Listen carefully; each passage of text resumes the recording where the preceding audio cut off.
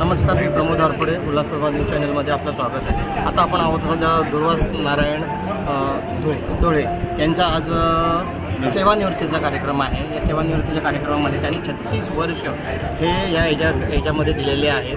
आपण त्यांनाच विचारूया की तुम्ही आता 36 वर्ष तुम्हाला कसे गेलेले आहेत आणि याच्यापुढे तुमची वाटचाल काय असेल, तर काय सांगाल त्याबद्दल? नमस्कार.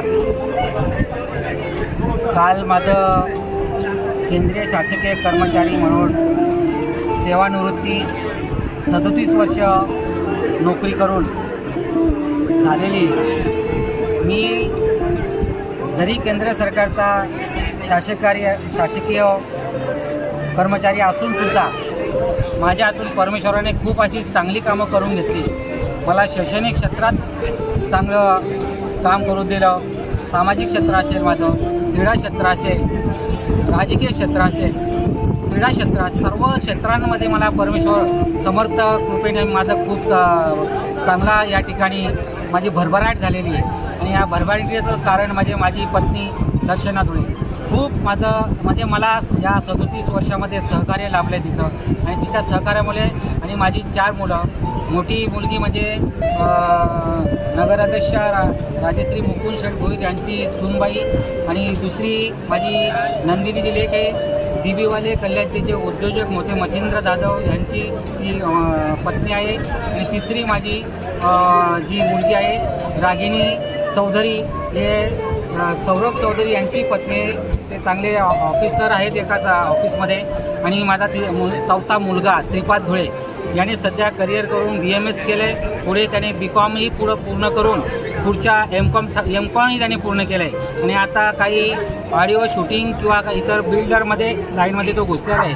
असं माझा हा परिवार समर्थ कृपेने सुखी आहे. माझी नातवंड 5 आहेत. मोठी नात माझी 12वीला आहे पलक म्हणून. दुसरा माझा नातू कल्याणचा ओम मच्छिंद्र जाधव हा 8वीला आहे. नंतर तिसरी नात एरंजाडची, ती 6वीला आहे. विदू खूप हुशार आहे, नेहमी पहिला नंबर काढत असते. आणि चौथी नात माझी निधी जाधव. आणि आता माझी 5वी नात जी आहे माझ्या श्रीपाद मुलाला जी झाली शिवश्री. अशा सर्व नातवंडही आमच्या सोबत आहेत. आणि तिन्ही मुलींचं आमच्यावर खूप प्रेम आहे. माझ्या परिवाराचं आमच्यावर खूप प्रेम आहे. तसंच आता मी गुरुनाथ दादांच्या बाबतीत म्हणाले, पत्रकार म्हणून नाही तर आम्ही गेली 25 ते 30 वर्ष आमचे विनायकदादा धुळे नगरसेवक असल्यापासून आम्ही एकमेकांना ओळखतो, दादांना ओळखतो. त्यांचंही माझ्यावर भरभरून प्रेम असते. नेहमी माझ्या बाबतीतल्या चांगल्या बातम्या देणं, तर नेहमी सत्याचं कार्य कर्माच्या बाजूने ते उभे असतात. तसं तुमची जी टीम आहे या टीमचं मी या ठिकाणी तुम्ही आलात, हा अथांग कार्यक्रम. आणि ही जी माझा जो परिवार आहे, माझा मित्रपरिवार, माझे नातेवाईक या ठिकाणी हजारोच्या संख्येने उपस्थित राहिले. संध्याकाळी 7 वाजल्यापासून हा कार्यक्रम सुरू आहे. तर ह्या कार्यक्रमाला सगळ्यांनी उपस्थिती दाखवली. माझे ग्रामस्थ, माझा धुळे परिवार असेल, या सर्वांचं मी मनापासून आभार मानतो. कारण एवढा मोठा कार्यक्रम करण्यात तुम्ही जे मला सहकार्य केले. आणि पत्रकार म्हणून गुरुनाथ दादा आणि तुम्ही सगळे परिवार, तुमच्या परिवाराचा मी मनापासून धन्यवाद करतो. जय हिंद, जय महाराष्ट्र. याच्यापुढे तुम्ही सेवानिवृत्तीनंतर काय करणार? आराम करणार आहात का समाजसेवी म्हणून त्या काम हातात घेणार? भाऊसाहेब, मी गुरुनाथ दादा समोरच आहेत. आराम हा माझ्या नशिबात नाही. कारण माझ्याकडं 2 शाळा आहेत. काही शाळेचे ट्रस्टीचा चेअरमॅन म्हणून मी वीर हुतात्मा हिराजी गोमाजी पाटील विद्यालय ते चेअरमॅन आहे. आणि कबड्डीचंही सांगतो की मी दर्शनाला सांगितलं नव्हतं, पण काल माझे मोठ्या ऑफिसरांनी सत्कार केला तेव्हा त्यांच्यासमोर मी सांगितलं, सर अभी तक मैं दर्शन से बात नहीं किया, आपके सामने मैं दर्शना को बता रहा हूँ कि दिसंबर में वर्ल्ड कप, खेलो मास्टर का वर्ल्ड कप हो रहा है. उसमें जापान, बांग्लादेश, मलेशिया, श्रीलंका, नेपाळ असे 8 देश त्या स्पर्धेमध्ये भाग घेणार आहेत खेलो मास्टरच्या वर्ल्ड कपमध्ये. आणि इंडियाचा त्यांनी माझी मेन म्हणून, प्रमुख म्हणून त्या ठिकाणी नियुक्ती केलेली आहे. तर वर्ल्ड कप या दिल्लीमध्ये होणार असलेल्या त्या नियुक्ती केल्याबद्दल मी माझ्या इंडिया फेडरेशनचंही मनापासून मी धन्यवाद मानतो. कारण एवढी मोठी जबाबदारी माझ्यावर दिलेली आहे, त्याच्यामुळे मी शांत बसणार नाही. आणि यापुढे माझे शाळा क्रमांक 3 नगरपालिका जोवेली शाळा आणि माझी वीर हुतात्मा हिराजी गोमाजी पाटील विद्यालय या शाळेतील सर्व खेळाडूंना खेळात घडवण्याचं काम मी करणार आहे. खो खो असेल, कबड्डी असेल, ॲथलेटिक्स असेल, इतर सर्व खेळ त्यांना म्हणजे त्यांच्याकडून त्यांना शिक्षा देणार आहे आणि मोठं नाव माझं शाळेचं नाव लखलून व्हावं. जसं मी माझ्या कबड्डीमध्ये खो खोमध्ये नाव कमवलं आहे तसं त्यांच्याकडून मी नाव कमवण्याचं काम करणार आहे. आणि इतर माझ्या गावातील जो एक हनुमान क्रीडा मंडळ आहे त्याची आता कबड्डीची सुरुवात केलेली आहे. त्यांनी आता मागच्या स्पर्धेमध्ये 3रा क्रमांक पटकवला आणि अशाच या खेळाडूंना मी घडवण्याचं काम माझ्याकडून होणार आहे. चांगलं कार्य माझ्याकडून व्हावं अशी मी सद्गुरूचरणी प्रार्थना करतो. अखंड निष्काम श्री सेवा भक्ती माझ्याकडून घडावी अशी मी समर्थाने प्रार्थना करतो. दर्शनाच्या आणि माझ्या वतीने माझ्या परिवाराच्या वतीने तुम्ही या ठिकाणी आलात आणि माझी छोटीशी बातमी घेतलेली आहे त्यामुळे मी तुमचा मनापासून आभार आहे. गुरुनाथ दादा तुमचंही मनापासून आभार आहे. धन्यवाद.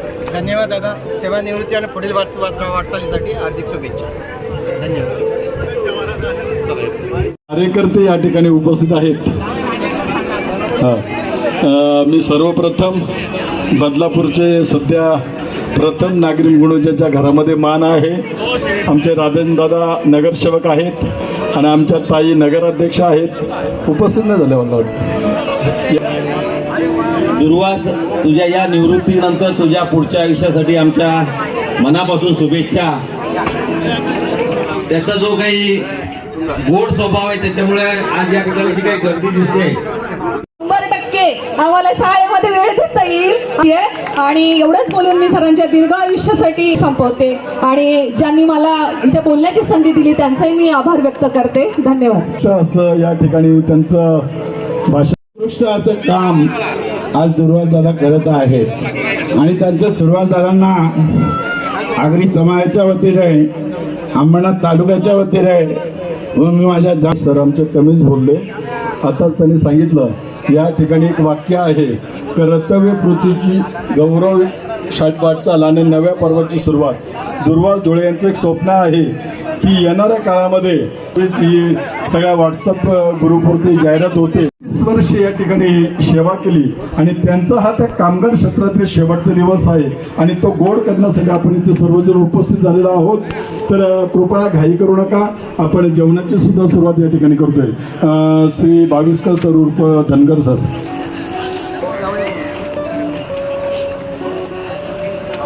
नमस्कार मंडळी.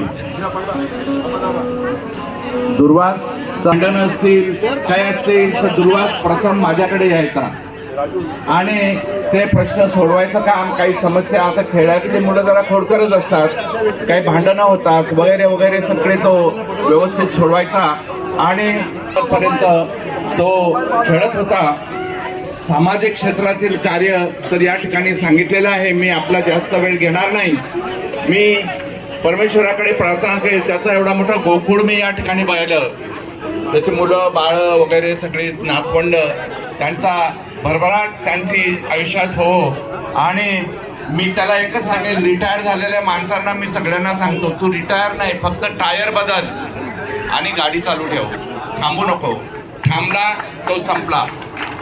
तर मी दुर्वासला पण तेच सांगेल की टायर बदलायचा आहे, रिटायर हा शिक्का लावायचा नाही. जनरली काय असतं, रिटायर झालं की माणूस असे विचारसरणी नाही माझं संपलं.